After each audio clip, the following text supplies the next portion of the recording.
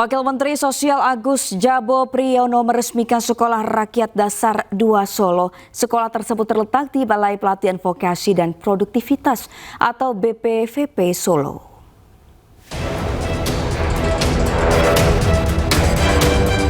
Sebanyak 50 siswa yang terbagi dalam 2 rombongan belajar mulai mengikuti Sekolah Rakyat Dasar 2 Solo di Balai Pelatihan Vokasi dan Produktivitas BPVP Solo, Jawa Tengah, Senin kemarin.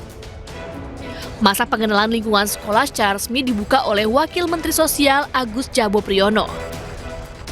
Wamensos kemudian berkeliling dan meninjau sejumlah fasilitas dan ruangan di BPVP Solo. Menurut Mensos, salah satu upaya untuk pengentasan miskin ekstrim yakni dengan mendirikan sekolah rakyat. Jadi sekolah rakyat ini adalah program Bapak Presiden, diperuntukkan bagi saudara-saudara kita yang kurang mampu. Tujuannya adalah untuk memutus transmisi kemiskinan. Jadi keluarga-keluarga yang kurang mampu, yang di data tunggal sosial ekonomi nasional itu berada di desil 1, desil 2, yang kemudian anak-anaknya tidak bisa sekolah, itu negara menjemput, pemerintah menjemput mereka untuk bisa sekolah. Wakil Presiden Gibran Rakabuming Raka memimpin penanaman jagung serentak kuartal 4 Polri di Desa Bantar Panjang, Tangerang, Banten. Kegiatan tersebut sebagai bagian mendukung swasembada pangan.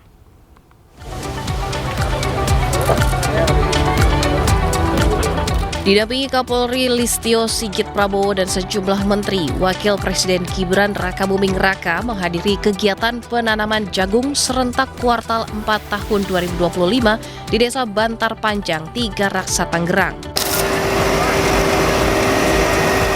Gibran sempat mengoperasikan traktor untuk menanam jagung hibrida. Gibran turut meninjau stand produk olahan pertanian dan UMKM khas Kabupaten Tangerang, termasuk pupuk dan alat berat yang digunakan untuk menanam jagung. Selain menanam jagung, Gibran juga tebar 80.000 bibit ikan nila.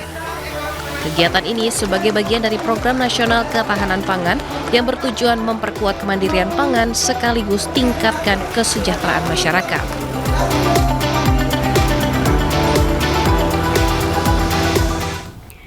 Pemerintah menambah kuota rumah subsidi di Sumatera Utara dari 15.000 menjadi 20.000 unit per tahun ini.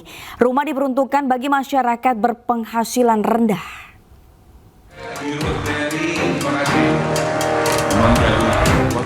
Menteri Perumahan dan Kawasan Permukiman Marwarar Sirait dan Menteri Dalam Negeri Tito Karnavian menyerahkan kunci rumah subsidi kepada pemilik rumah di Medan, Sumatera Utara. Kegiatan ini merupakan bagian dari program 3 juta rumah subsidi yang direalisasikan pemerintahan Prabowo Gibran. Marwarar Sirait menyebut menambah kuota rumah subsidi di Sumatera Utara dari 15.000 menjadi 20.000 unit rumah. Berikutnya kita buat di Sumatera Utara.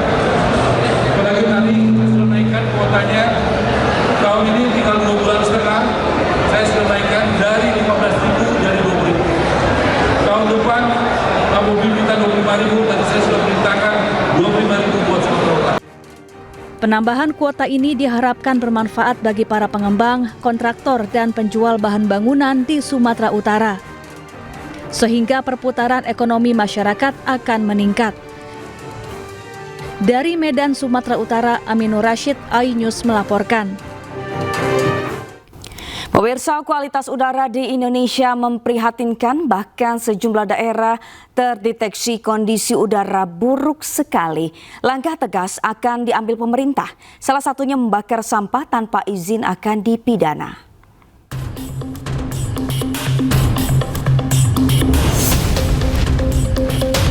Buruknya kualitas udara di Indonesia membuat sejumlah daerah mengeluarkan kebijakan tegas.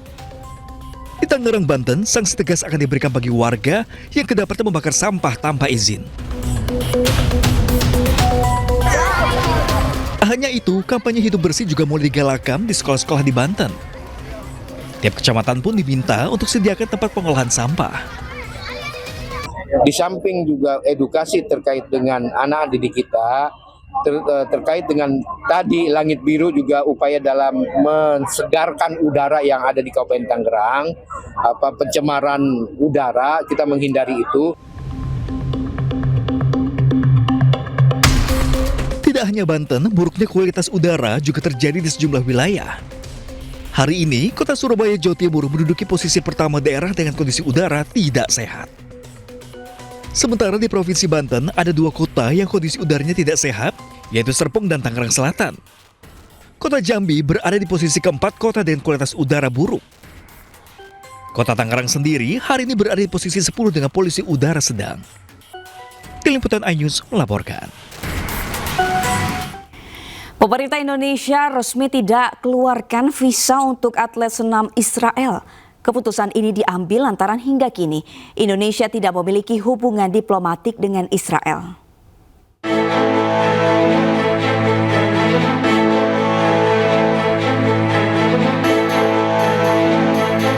Gelaran senam artistik dunia yang digelar di Jakarta kemungkinan tidak akan diikuti oleh atlet senam asal Israel. Lantaran pemerintah Indonesia dengan tegas menyatakan tidak akan memberikan visa bagi atlet asal Israel. Pemerintah pun tekankan tidak akan menjalin hubungan diplomatik dengan Israel sebelum Israel mengakui kemerdekaan Palestina. Pemerintah Indonesia tidak akan memberikan visa kepada atlet Israel yang berniat untuk hadir di Jakarta mengikuti kejuaraan senam artistik dunia yang akan diselenggarakan pada tanggal 19 sampai dengan 25 Oktober yang akan datang. Sikap pemerintah ini adalah sejalan dengan arahan dari Presiden Prabowo Subianto dalam berbagai kesempatan dan terakhir dalam pidato beliau di Perserikatan Bangsa-Bangsa yang sangat keras mengecam Israel yang terus-menerus melakukan kekejaman dan kebiadaban atas rakyat Palestina terutama di Gaza. Dan pemerintah Indonesia tegas berpendirian bahwa tidak akan melakukan hubungan kontak apapun dengan pihak Israel sampai dengan Israel mengakui keberadaan negara Palestina yang merdeka. Pemerintah juga terus menerima penolakan dari berbagai kalangan atas keikutsertaan Israel dalam kejuaraan ini. Rencananya gelaran kejuaraan dunia senam artistik 2025 akan digelar di Jakarta pada 19 hingga 25 Oktober 2025 mendatang.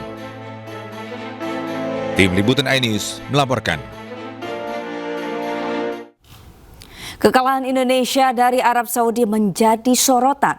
Kali ini Menteri Luar Negeri Belanda David van Wil meminta maaf secara terbuka kepada penggemar sepak bola Indonesia atas kegagalan pelatih Kluivert meraih hasil positif. Dan pemirsa, informasi tadi sekaligus menutup Pemimpin Rakyat hari ini. Temukan informasi terbaru lainnya dari www.inews.id dan cuplikan tayangan berita iNews dapat Anda saksikan di kanal YouTube @officialinews. Saya Sabrina Asyil dan kerabat kerja yang bertugas pamit undur diri. Pemimpin Rakyat, pemimpin beraksi, rakyat awasi. Sampai jumpa.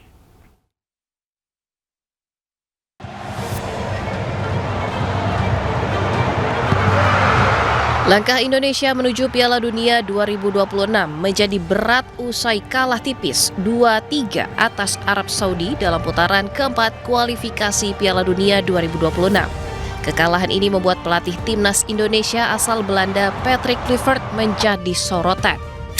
Menteri Luar Negeri Belanda David van Wil menyampaikan permintaan maaf secara terbuka atas kegagalan pelatih Kluivert meraih kemenangan.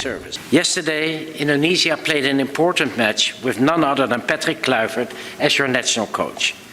As a Dutchman, of course, I take special pride in seeing such a football legend contribute to Indonesia's sporting success. And even if the result of yesterday's match was slightly disappointing, and my apologies for the Dutch part in that, there's still a chance for Indonesia to qualify for the World Cup, and I wish the team best of luck. Minister David